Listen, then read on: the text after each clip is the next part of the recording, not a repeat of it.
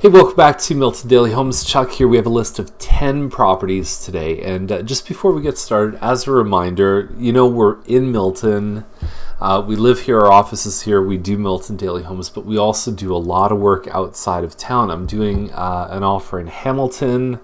I've got agents on the team who do a lot of work in Guelph and Cambridge, mostly by necessity because the big move is west these days.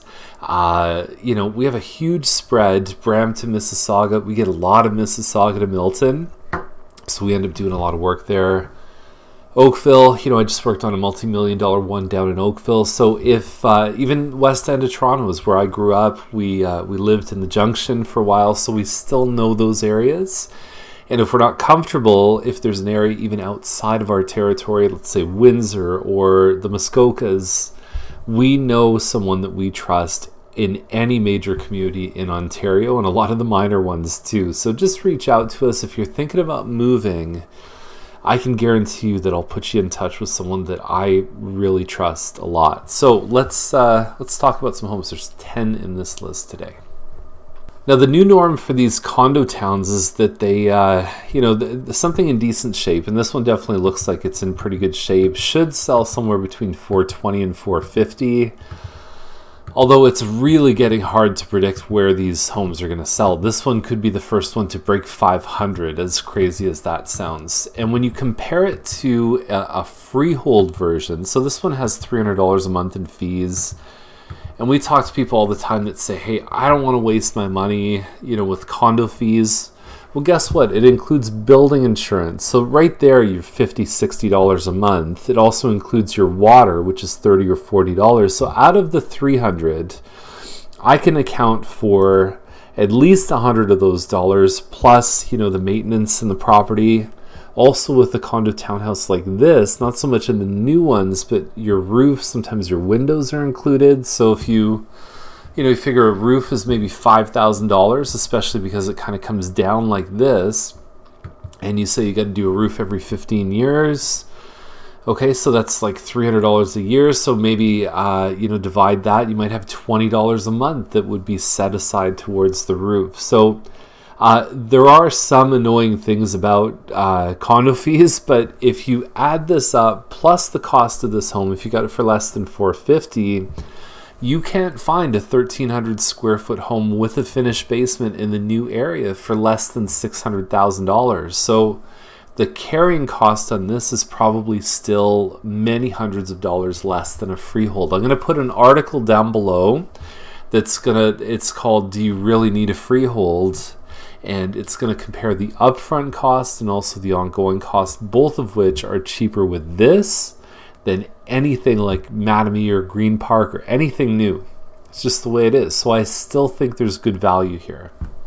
Now, just a note with Panton Trail, we have mentioned this in previous episodes. First of all, it's in Dempsey, which is a great neighborhood. The second thing, though, is it says 1,740 square feet of living space.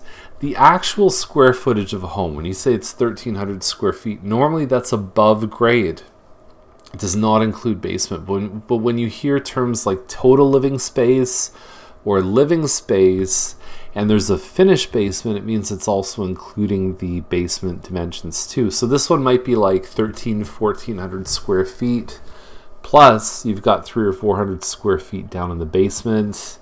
At $550, it's priced very aggressively.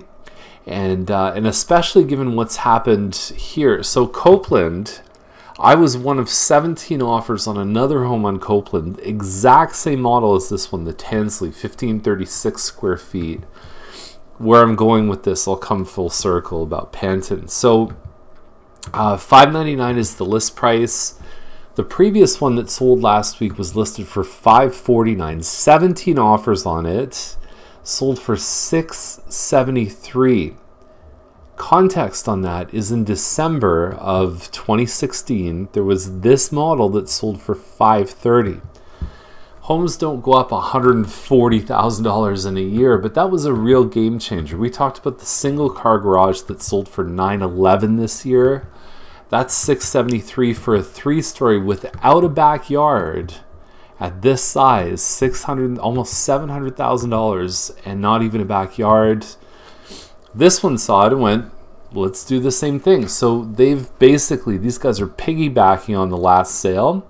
If this one hits the same price range, then the whole game changes for everything, including Panton Trail, which is a little bit smaller than this, but it has a backyard and a basement. And so I don't know. I mean, it's interesting. It's almost like if this style of home keeps selling for $670, I could see the smaller stuff with a yard that might go for $630 or $640 might be a better option for many people, until of course it really starts creeping up. So very interesting times when you see these massive sales. They have a gravitational pull, but sometimes they are just so far beyond. They're just kind of one-offs that don't make any sense. So this one at 240 Commercial Street, it's a back split. $799 is pretty expensive for a back split, although the double garage is, it's a good feature to have. It's a 64 by 115 foot lot. So lots of width. There's some work to do with the green carpet. The kitchen doesn't look too bad, but even the style now with kitchens is to have like a square, like a shaker style. This little kind of, thing. And I have that on my cabinets. I've got a little sort of like rainbow at the top of my cabinets. It's not as in style as it was even 10 years ago or so. So anyway, this is, you've got 2 full bathrooms in this one here. You've got the walkout from the lower level. Sometimes the back splits are really good setups for 2 families. And then you've got your lower level too. So it's probably like a back split 4. Anyway, what I like about it is, so it's one of these homes. I think it's the 3rd one in. Backs onto J.M. Denya's school. You have open space parkland here. So you got a public school here. You've got lots of parks. You have also Milton District down here. That's the high school.